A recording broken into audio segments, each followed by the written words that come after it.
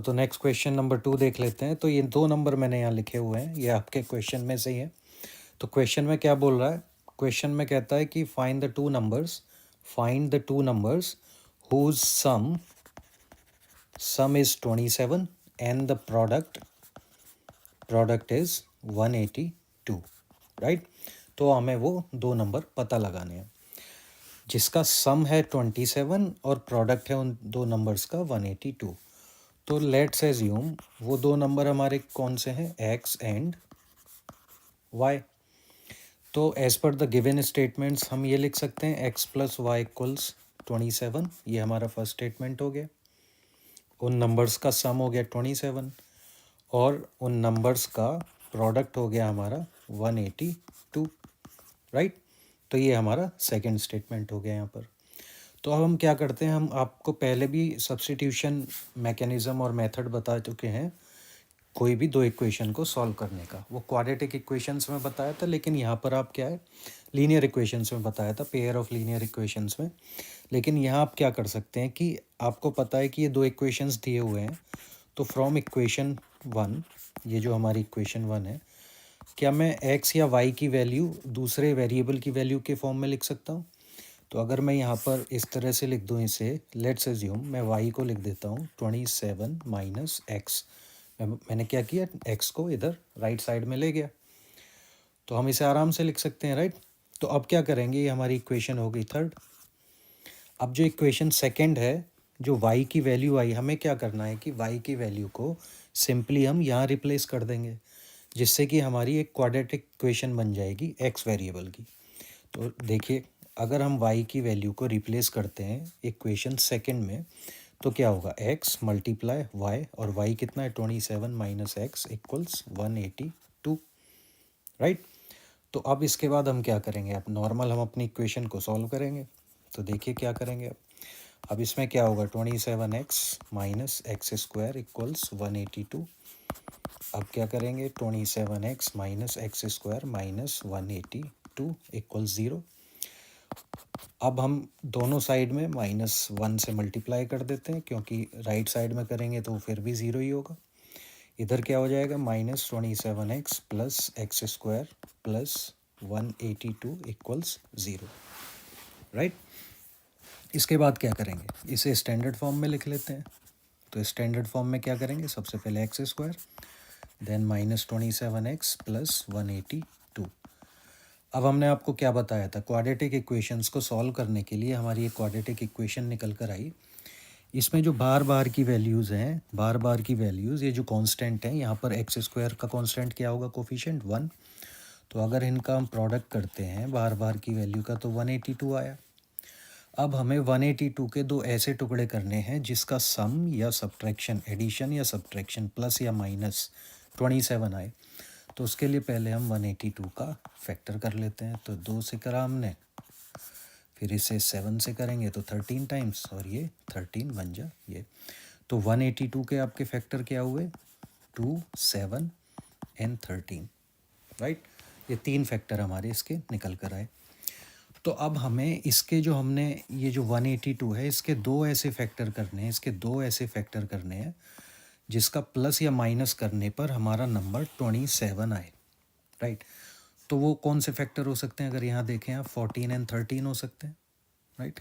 अगर मैं 14 और 13 की मल्टीप्लाई करता हूँ तो वो आएगा 182, और अगर 14 एंड 13 का सम करता हूँ तो वो आएगा 27, राइट।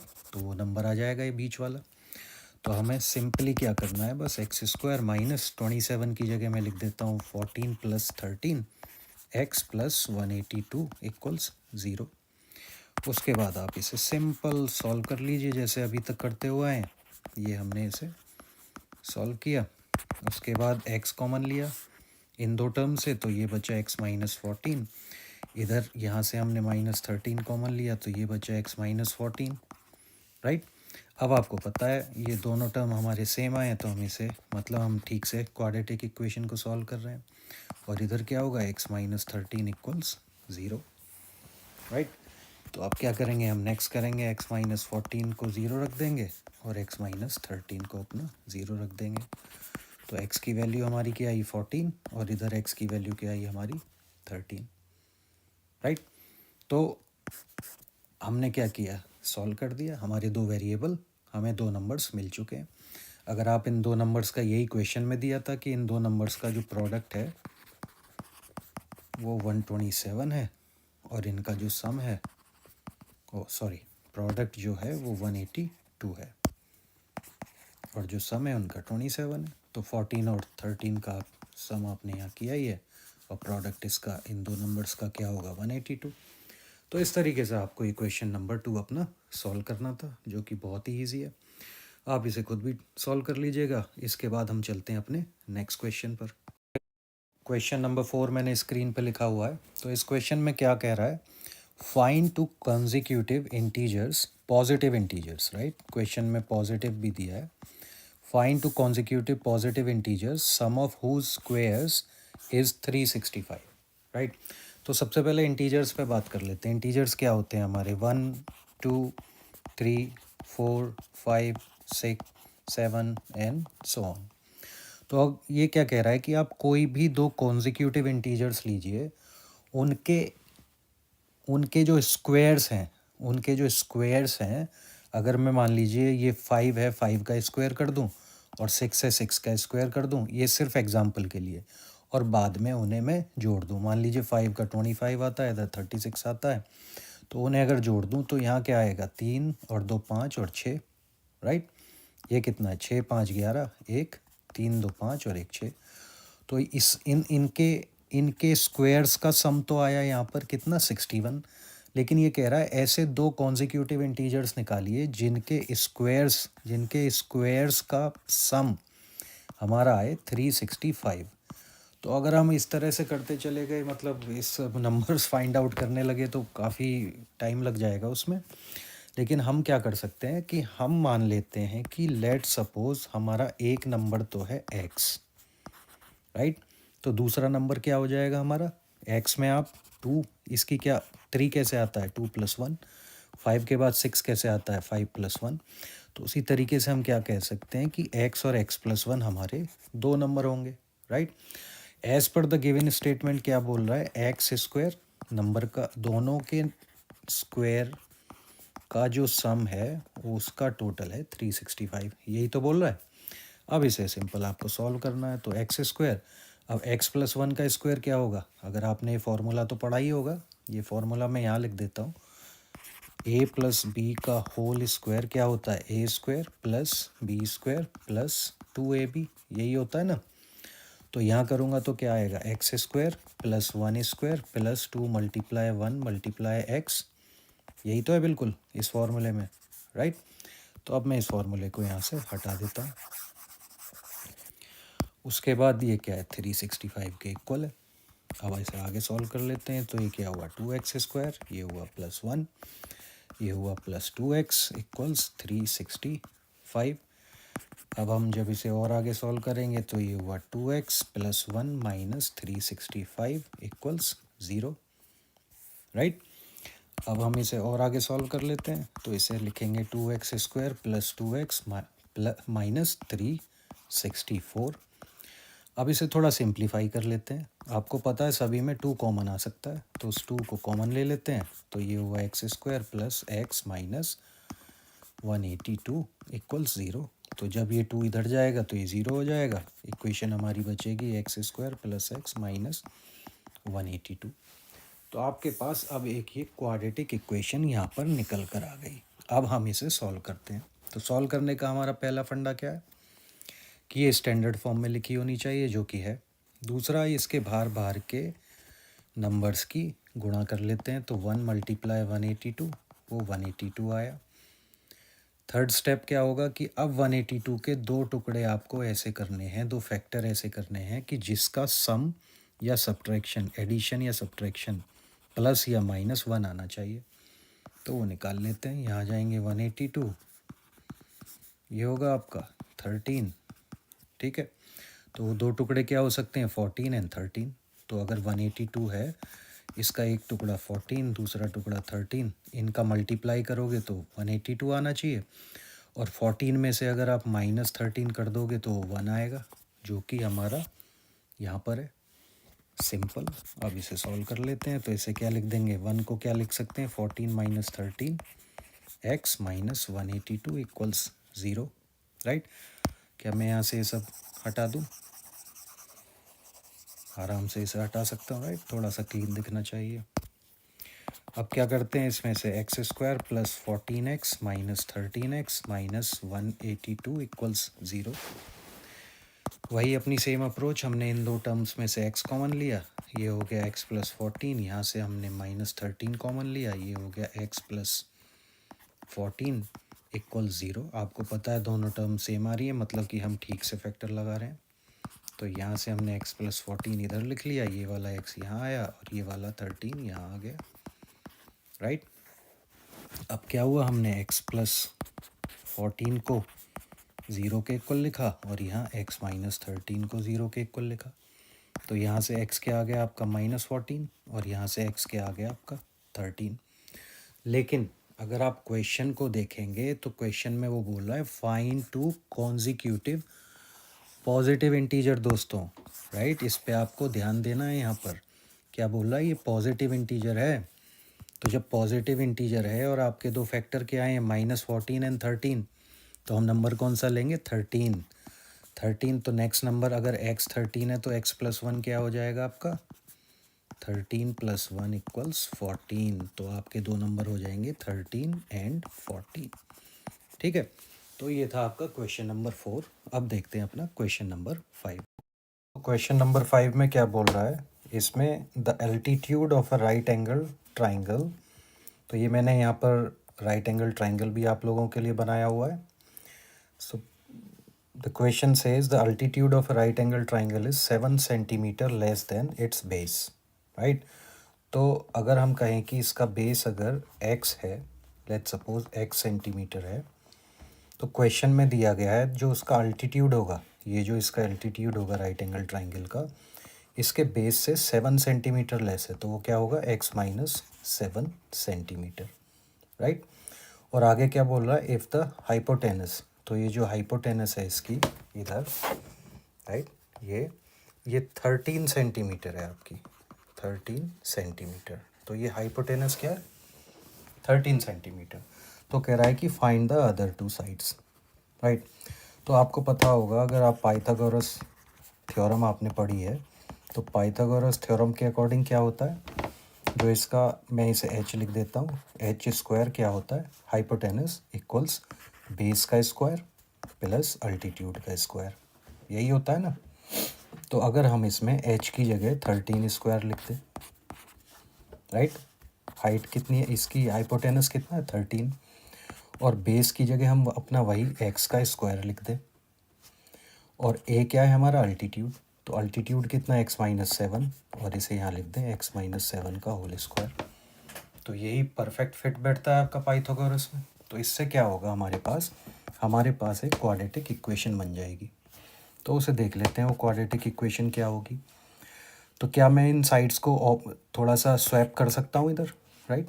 तो मैं क्या करता हूँ कि सबसे पहले इसे लिख देता हूँ 169 13 का स्क्वायर, और जब ये, चलिए पहले सॉल्व ही कर लेते हैं ईजी, आपकी ईजी रेफरेंस के लिए।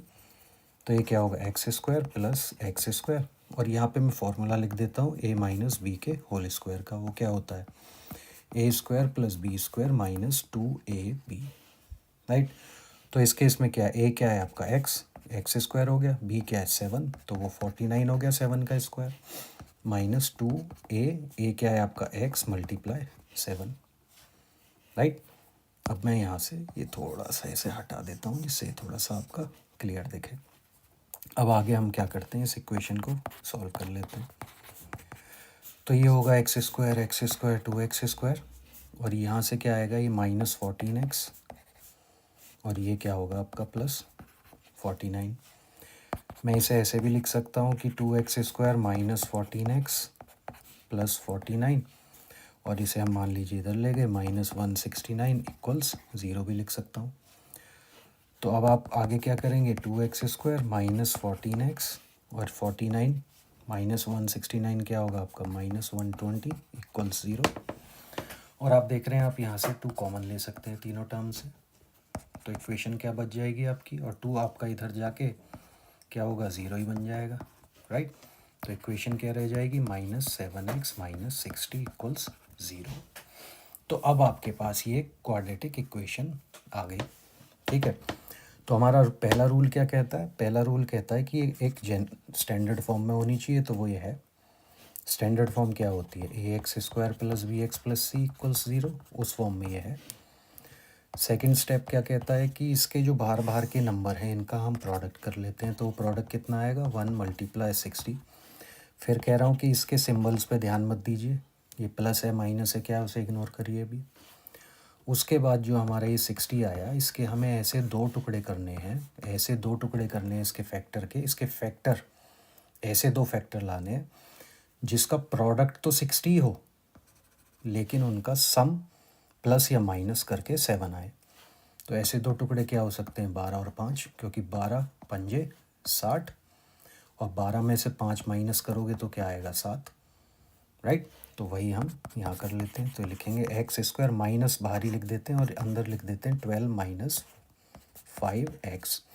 12 - 5x भी लिखोगे तब भी 7 ही होगा, राइट। -60 इक्वल्स 0। आगे सॉल्व करेंगे तो ये होगा x² - 12 x + 5x - 60 इक्वल्स 0। आगे x कॉमन ले लेते हैं इसमें से, तो ये बचेगा x - 12, यहाँ से 5 कॉमन ले लेते हैं तो ये बचेगा x - 12। ये आपकी टर्म कॉमन आ जाएगी, तो ये होगा x - 12 और ये होगा x + 5 इक्वल्स 0, राइट। तो अगर आप देखेंगे x की एक वैल्यू 12 आ गई और एक x की वैल्यू यहाँ पर -5 आ गई, तो माइनस तो हो नहीं सकती क्योंकि आपका ट्राइंगल है, माइनस में तो जाएगा नहीं। तो वैल्यू क्या आई आपकी 12। तो अगर हम फिर से दोबारा से ट्राइंगल पर जाते हैं तो ये 2 वैल्यूज़ आई, 12 और -5, तो -5 तो आपका नहीं हो सकता, -5 आपका 12 होगा, राइट। तो जब x की वैल्यू हमारी 12 है, बेस की वैल्यू, तो बेस आपका कितना आया, बेस इक्वल्स x, तो आपका जो अल्टीट्यूड है इसका वो कितना आएगा, x - 7, तो वो 12 - 7 इक्वल्स 5 सेंटीमीटर।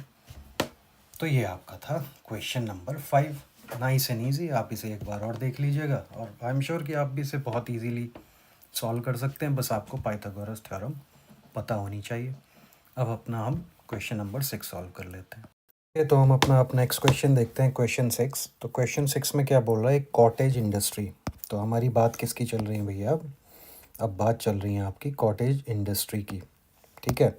तो कहता है कि एक cottage industry produces a certain number of pottery articles in a day and it was observed on a particular day that the cost of production of each article in rupees was 3 more than twice the number of articles produced on that day। तो ध्यान से देखिए, एक आपको एक statement दिया हुआ है, इसकी अभी हम बात करेंगे, अभी आप बस इसे पढ़ लीजिए। If the total cost of production on that day was 90 rupees, find the number of article produced and the cost of each article। ठीक है, तो हमसे क्या कह रहा है कि हमें कॉस्ट ऑफ ईच आर्टिकल निकालनी है। तो सबसे पहले आप किसी भी क्वेश्चन में लेट्स हम ये कह देते हैं, लेट्स एज्यूम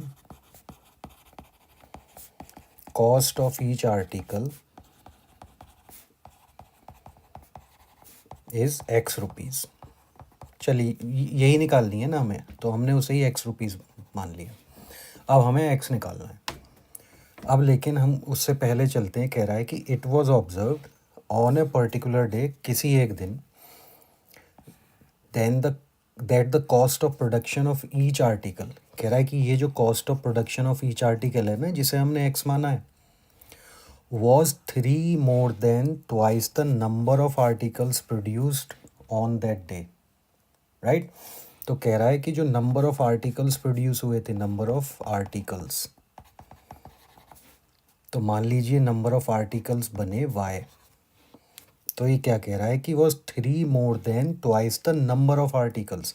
तो ये जो x है, ये जो x है हमारा x, कह रहा है कि एक आर्टिकल की जो वैल्यू है, the cost of production of each article in rupees was 3 more than twice the number of articles produced on that day. तो हमने क्या मान लिया कि नंबर ऑफ़ आर्टिकल्स कितने प्रोड्यूस हुए, y। तो कह रहा है कि अगर y का आप ट्वाइस करोगे, दुगना करोगे y का दुगना, और उसमें 3 जोड़ दोगे तो इतना एक आर्टिकल की कॉस्ट होगी। तो आपको क्या मिल गई, अपनी इक्वेशन 1 मिल गई, यहाँ से मिल गई। ठीक है, इसी तरीके से मैथ सॉल्व करना है, इसके अलावा कुछ दिमाग नहीं लगता मैथ में, स्ट्रेट फॉरवर्ड होता है बहुत। अब आगे क्या कहता है वो देखिए।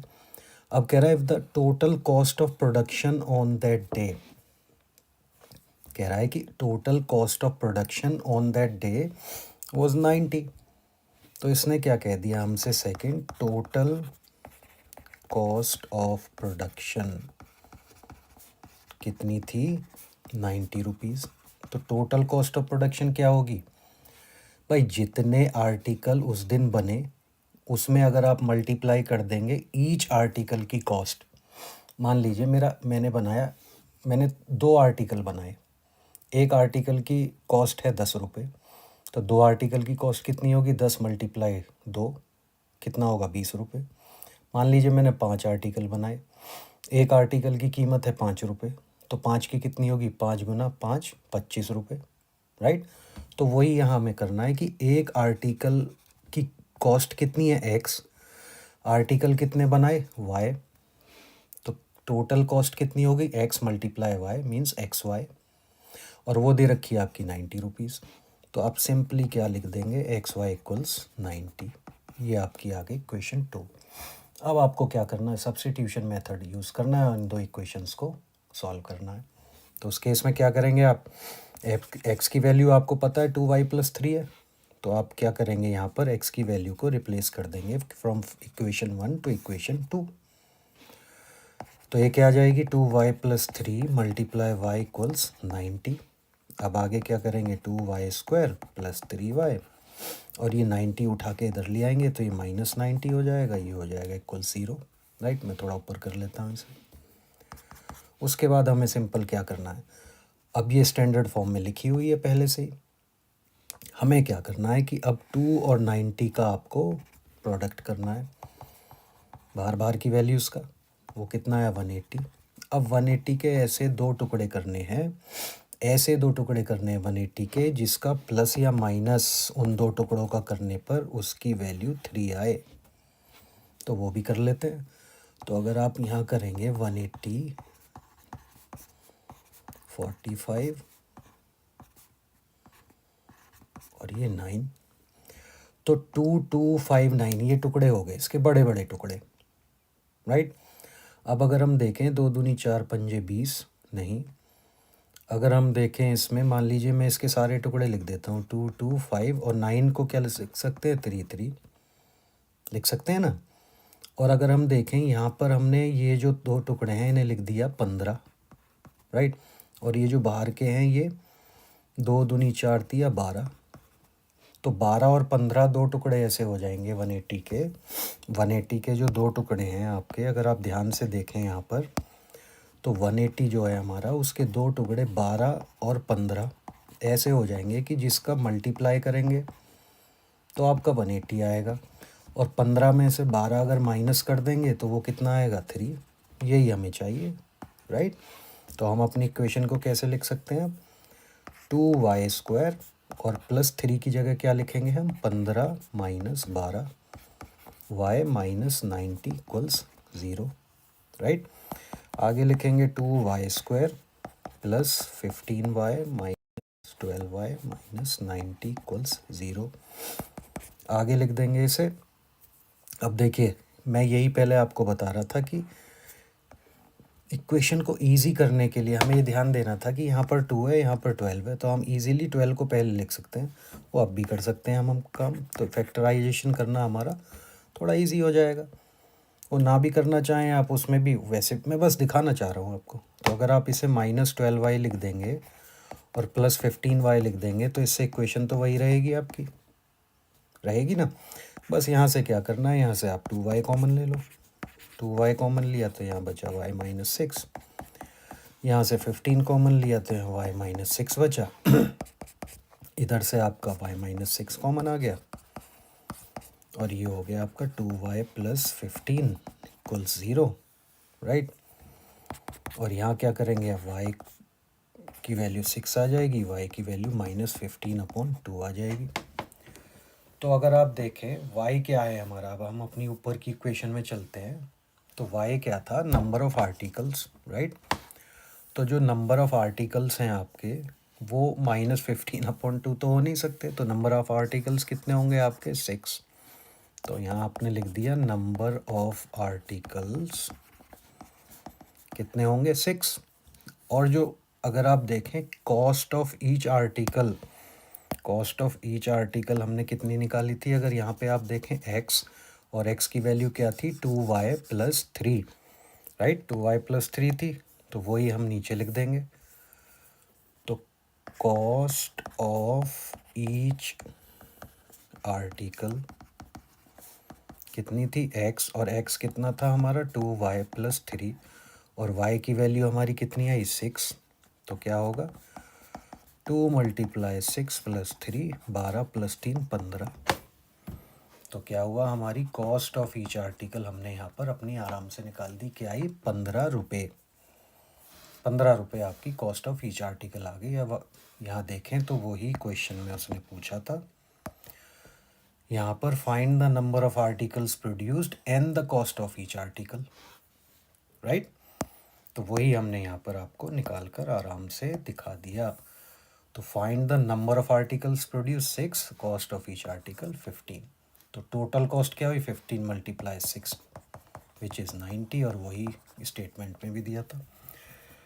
ठीक है दोस्तों, तो ये हमारी एक्सरसाइज 4.2 कंक्लूड होती है यहाँ पर। अब इसके बाद आगे हम देखेंगे अपना फैक्टराइजेशन फार्मूला, राइट, जिससे हम पहले ही क्वाड्रेटिक इक्वेशन के बारे में बता देंगे कि इसका एक रूट होगा या इसके 2 रूट होंगे या इसका कोई भी रूट नहीं होगा।